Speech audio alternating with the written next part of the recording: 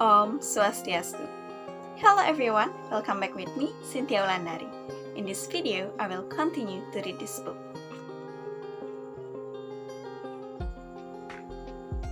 Abundance ceases to be abundance when it is a state that is normal and experienced by all, and where there is no such thing as lack. In the same way, joy and love cease to be these things when we never experience such things as suffering, despair, hate, and anger. People don't consider themselves lucky, rich, or blessed in a world where there is no poverty, no unhappiness, and no terrible things happening.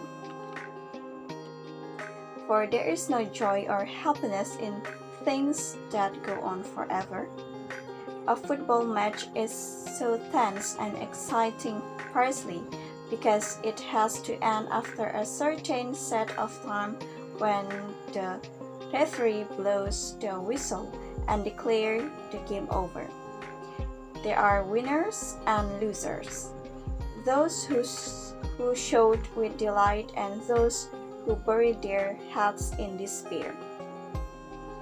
Imagine if a game of football is condemned to last forever, with the players having to run around and scoring goals with no end in sight. No referee to stop the game and no winners or losers. The movements on the field will cease to have any meaning or purpose. The spectators have no cause to feel excitement. The whole thing would just be one long, interminable, painful, meaningless, and torturous existence. And who wants to live like that? It is hard enough that we have to endure a physical existence that is marked by routines, habits, boredom, and lack of purpose. But at least our fear, suffering, anxiety, and despair are also relieved by spark of joy, happiness, awe, and hope. And we know that whatever state that we find ourselves in, we can console ourselves that things won't last forever, and the pain we feel will soon pass like a cloud in the sky. At least at the end of every day, however challenging or luster the day has been, we can put our head down and close our eyes, and for a few hours cease to be conscious. We can cease to exist. Freed from a physical life, however, when we are nothing but pure consciousness and pure existence, when we become immortal compared to our human condition, the promise of an eternal life doesn't sound like a reward at all. It sounds like a fall into a nothingness where nothing has any purpose and where words such as love, peace, meaning, and happiness cease to exist.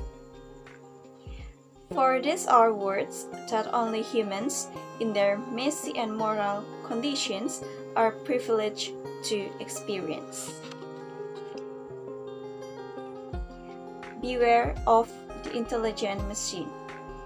I browsed through the internet, the digital World Wide Web, that is now becoming the repository of all our human knowledge, the place where we air our opinions and our thoughts, from the general to the innermost, the home to our dreams, fears, and wishes. And I'm conscious that I'm constantly being followed. No, not by my social media followers or other netizens that populate this noisy but virtual world, but by something more sinister. Sinister because it is an intelligence that is in many ways a lot smarter, faster, and more perceptive than the average human. It is the intelligence of the machine that powers this digital technology. And I'm not just being followed, I'm being watched closely, studied even. As I scroll through the different websites, watch the videos online, post my status, photos, and opinions on the social media platforms, download the various applications onto my smartphone and gadget, shop for goods, and order my food online, express my likes and dislikes with thumbs up and emojis. This intelligence machine, through its so-called algorithm, strive to know me in ways that not even the closest friend would attempt.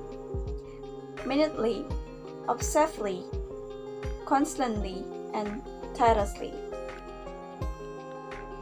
Soon, this intelligence knows exactly what I'm like as a person. It knows my hobbies, my interests, the topics that preoccupy me, the stuff that I like to buy, the books that I like to read. In other words, after years of having a presence in the digital world, I feel that this intelligent machine begins to know me better than any human can ever know me. Perhaps even better than I know myself. Browsing through a particular web page or site, the machine gives me suggestions and recommendations that are more and more tailored to my tastes and inclinations, from where to travel to, what books to read, places to visit, desirable things to buy, people or sites to follow, and so on and so forth, encompassing practically all aspects that more or less makes me human. Not only that, the machine, based on its constantly updated and evolving algorithm about me, seems to be able to predict what I will like and point me in the direction of new things and experiences that I haven't really consciously thought about.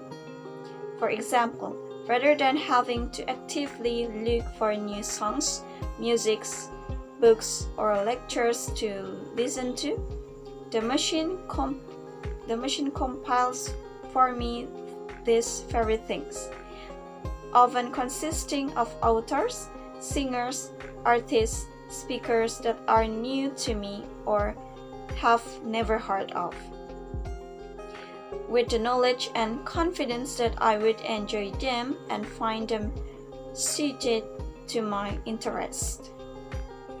Once upon a time, I would actively listen to and seek out the songs and artists I like and compile them from various sources into my very own collections, perhaps sorting and labeling them under different headings such as party music, music to relax to, or all-time favorites.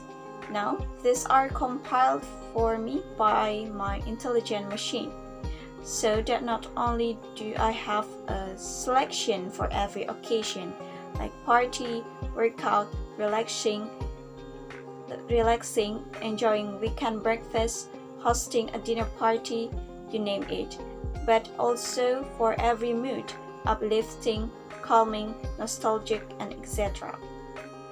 Consisting of a range of songs by artists both familiar and unfamiliar, even those I've never heard of, but nevertheless I find myself liking.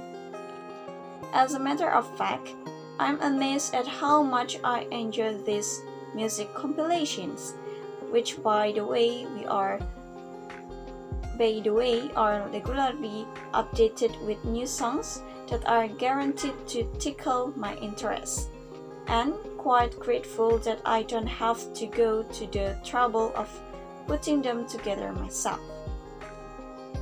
I have, in effect, outsourced my musical taste to an artificial intelligence or AI. And it is not just my music taste that I'm outsourcing, but probably everything that makes me a thinking and active human being. this tireless, fast, discerning intelligence whose researches and researchfulness seems endless and inexhaustible, is quite happy to make on my thinking for me. It says, I see that you are interested in aliens and extraterrestrials. Well, here are the things you should watch, listen to, read, and so on. And here are the people with similar interests you should follow. Now, imagine that this intelligence is able to do the same to every single person using the internet and all things digital, and not just topics about extraterrestrial, but on complex issues such as politics, religions, and ideologies. Is it any wonder that the world is increasingly polarized, divided into echo chambers and bubbles of like-minded opinions that can only accommodate those with a shared worldview, while ceasing to be able to tolerate those with a different viewpoint or engage in a discussion without collapsing into conflict and emotional breakdown?